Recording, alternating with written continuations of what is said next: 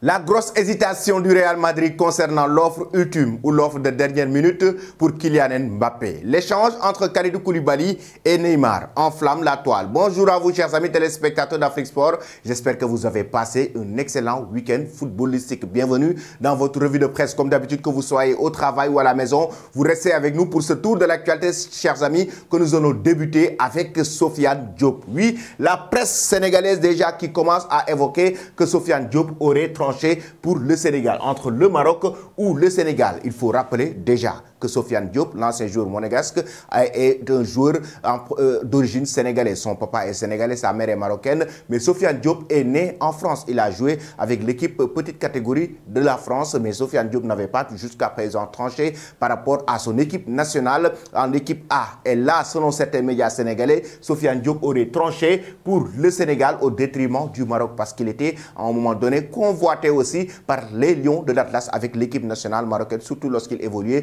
du côté de l'AS Monaco. Actuellement, le Sénégal prépare le match amical face à l'Algérie pour le 12 septembre prochain. Et Sofiane Diop est donc pressenti pour être sélectionné par Aliou Cissé selon certains médias sénégalais. Mais aussi, il y a Andy Diouf de RC Lens, mais aussi, chers amis, il y a Habib Diarra de Strasbourg qui sont pressentis par rapport à la sélection du Sénégal concernant la rencontre amicale face à l'Algérie qui aura lieu au stade Abdoulaye Wade de Diamniadio le 12 septembre. Maintenant, chers amis, Sofiane Diop au Sénégal. Certains médias avancent, ce n'est pas encore officiel, ce n'est ni confirmé par le clan de Sofiane Diop. Mais pensez-vous qu'il fait le bon choix s'il rejoint le Sénégal au détriment du Maroc? Donnez vos avis en commentaire. Ensuite, nous allons parler de la grande finale qui opposait la Roja espagnole en Angleterre concernant la finale de la Coupe du Monde féminine remportée par l'équipe nationale espagnole. La Roja qui remporte la finale face à Olga qui marque le but de la victoire en première période. Et comme l'a si bien évoqué la presse espagnole qui s'enflamme,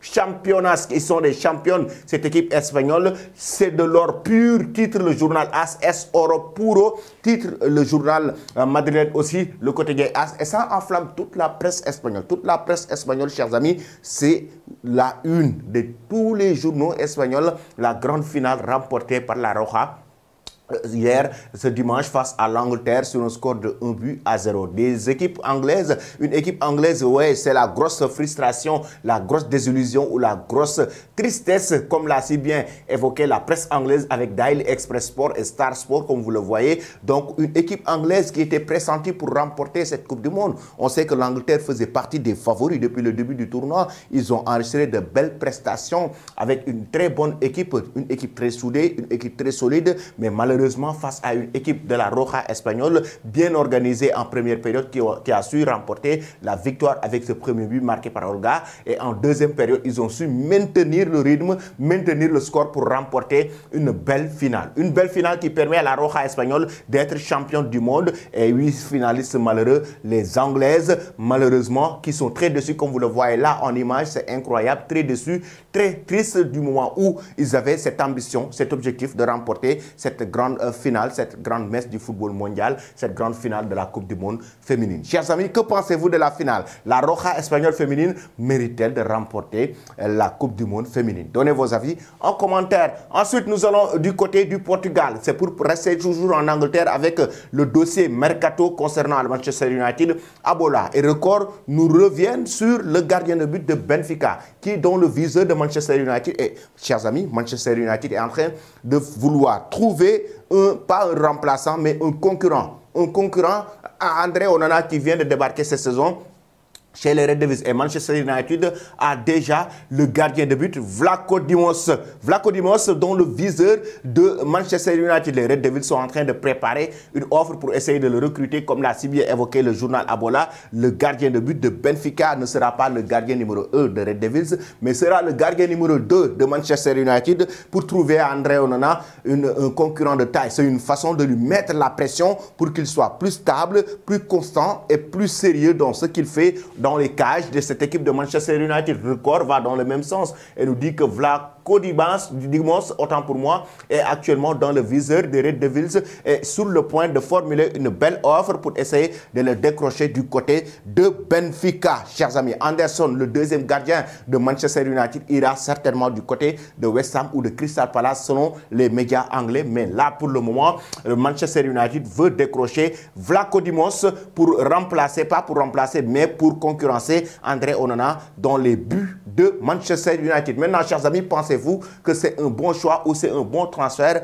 pour la direction des Red Devils? Vous donnez vos avis en commentaire. Et que pensez-vous des prestations d'André Onana depuis le début de la saison avec cette équipe de Manchester United? Ensuite, nous allons du côté de la presse italienne qui s'enflamme sur la belle victoire de la Juventus de Turin face à Udinese. Oui, avec Vlahovic qui a été buteur. Vlahovic qui a été buteur, chers amis, sur penalty dans cette rencontre. La Juve qui a su prendre le dessus sur un score de 3-0. Il y a de cela une semaine, je vous parlais de cette rencontre entre Juve et Udinese avec l'entraîneur Allegri qui disait carrément qu'il a besoin de Vlahovic pour débuter la saison. Du moment où Chelsea s'était positionné pour essayer de le décrocher, Chelsea était positionné pour essayer de recruter l'attaquant Vlahovic en échange avec Romelu Lukaku, mais la Juve reste dans sa ligne de mire, la Juve reste constante, la Juve continue à progresser et continue sur ses objectifs par rapport avec Vlahovic et essayer de décrocher en tout cas cette saison de belles victoires avec le grand attaquant. Et Vlahovic a été buteur dans cette rencontre, tout comme Federico Chiesa. Federico Chiesa qui fait d'ailleurs la une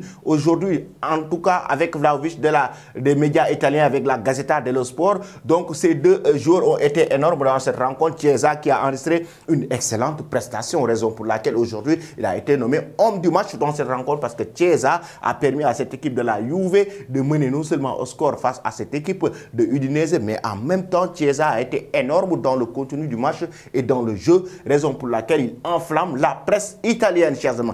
Pensez-vous que la Juve va revenir en force cette saison et remporter le Scudetto? Vous donnez vos avis en commentaire. Et que pensez-vous du dossier Vlahovic? Doit-il définitivement rester du côté de la Juve ou qu'est-ce qu'il doit faire aller du côté de la Juventus? De l'autre côté, il y a aussi Corriere dello Sport en bas de page qui nous parle de l'Inter de Milan qui veut recruter Benjamin Pavard tout comme Alexis Sanchez. Les Nerazzurri, oui, comme le dossier Romelu Lukaku est tombé à l'eau et qu'il a besoin, ils se sont débarrassés du géant belge, ils veulent recruter Alexis Sanchez tout comme le joueur de Bayern Munich, le français Benjamin Pavard, dans le viseur de cette équipe des Nerazzurri de l'Inter de Milan. Que pensez-vous aussi de ces transferts? Vous donnez vos avis en commentaire. Ensuite, nous allons du côté du Real Madrid. Chers amis, tout à l'heure, on avait parlé de l'Espagne avec la presse espagnole.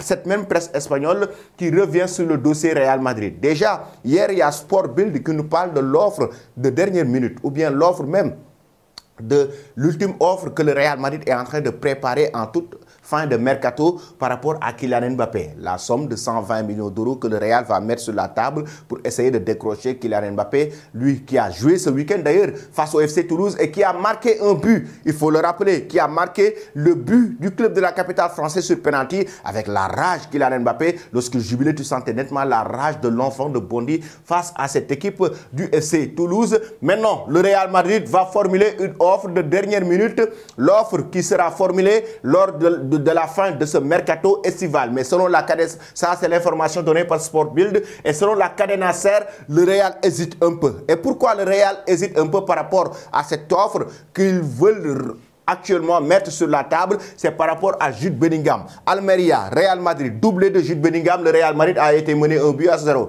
Doublé de Jude Bellingham qui permet à cette équipe merengue de remporter la victoire. Il est très décisif avec le Real Madrid depuis le début de la saison. Depuis qu'il est arrivé au sein du club merengue, Jude Bellingham, chers amis, est très constant et énorme. Il impressionne même Carlo Ancelotti de par sa façon de jouer, de par son talent, de par ses compétences, de par son expérience, mais aussi de par son état d'esprit. Ça, ce sont les informations venant de la presse madrilène. Et en même temps, chers amis, pourquoi le Real aujourd'hui est en train d'hésiter par rapport à l'offre de dernière minute? Regardez bien le dispositif tactique du Real Madrid avant et le dispositif tactique du Real Madrid aujourd'hui. Le dispositif a complètement changé. Le Real avait l'habitude de jouer avec un système 4-3-3. On le sait tous, au milieu de terrain, c'est 3 milieux de terrain. À l'époque, on avait Toni Kroos, on avait Luka Modric et puis Valverde. Là, chers amis, En attaque, maintenant, le départ de Karim Benzema, c'est temps-ci, depuis le début de la saison, comment le Real Madrid joue? Le Real joue avec Vinicius et Rodrigo Boech, avec un système 4 défenseurs,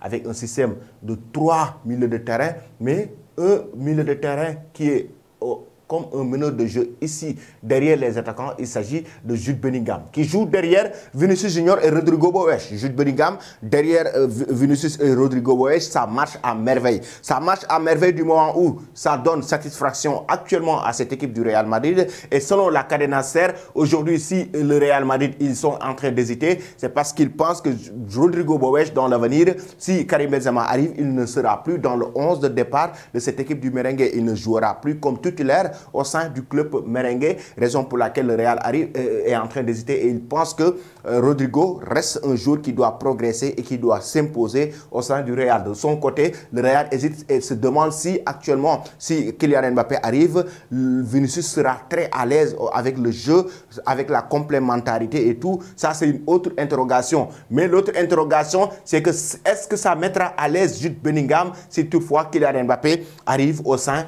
du club merengue? Mais ce qui est sûr, c'est qu'actuellement, chers amis, le Real Madrid est en train de préparer une offre de dernière minute. Même si, selon la Cadena Ser, le club merengue hésite par rapport à cette offre sur le plan tactique, il faut qu'il discute déjà avec l'entraîneur Carlo Ancelotti pour voir s'ils ont vraiment besoin de Kylian Mbappé et s'il ne va pas déstabiliser la mouvance ou bien la lancée que le Real Madrid est en train de mener pour essayer de remporter des titres avec Jude Bellingham qui est arrivé pour apporter du sang neuf, mais beaucoup d'explosivité au sein du club merengue. Maintenant, chers amis, je vous pose la question à vous.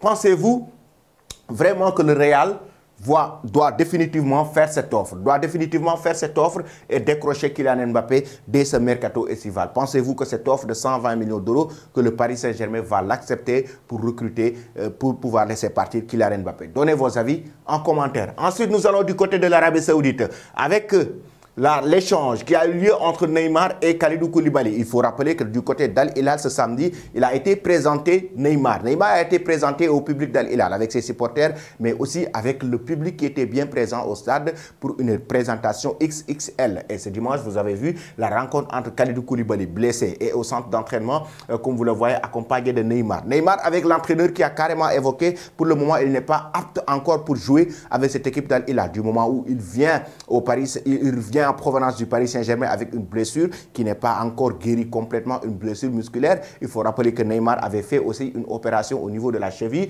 Et là, selon l'entraîneur d'Al Hilal, Neymar n'est pas encore apte à 100% pour jouer les rencontres avec Al Hilal. Pour le moment, il est toujours sous soin, il suit toujours les rééducations et tout. Et l'échange avec Kalidou Koulibaly, ils se sont rencontrés au sein de la salle d'entraînement d'Al Hilal et les deux hommes se sont rencontrés. Kalidou Koulibaly lui a demandé sur une vidéo qui a été virale sur les réseaux sociaux, si vous parlez français.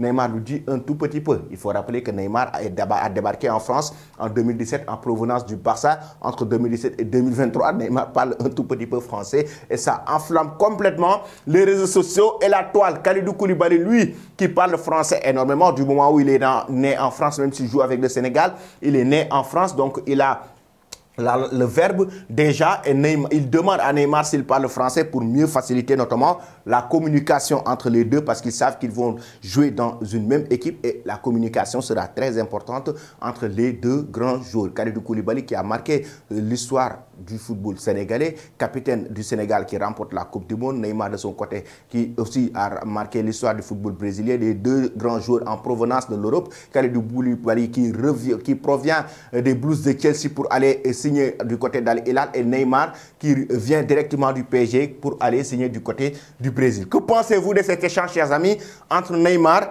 et Kalidou Koulibaly? Vous donnez vos avis en commentaire.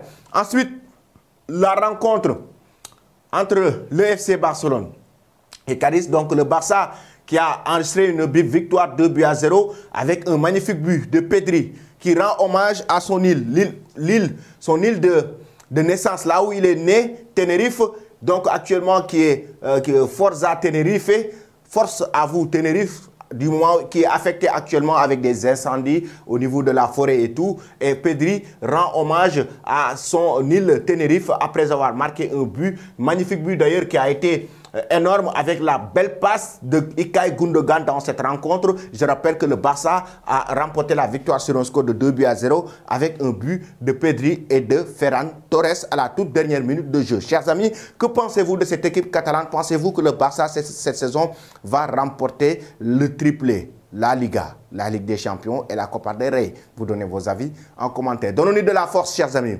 Donnez-nous de la force et abonnez-vous sur cette chaîne pour ne rien rater de l'actualité. Merci et très bonne journée.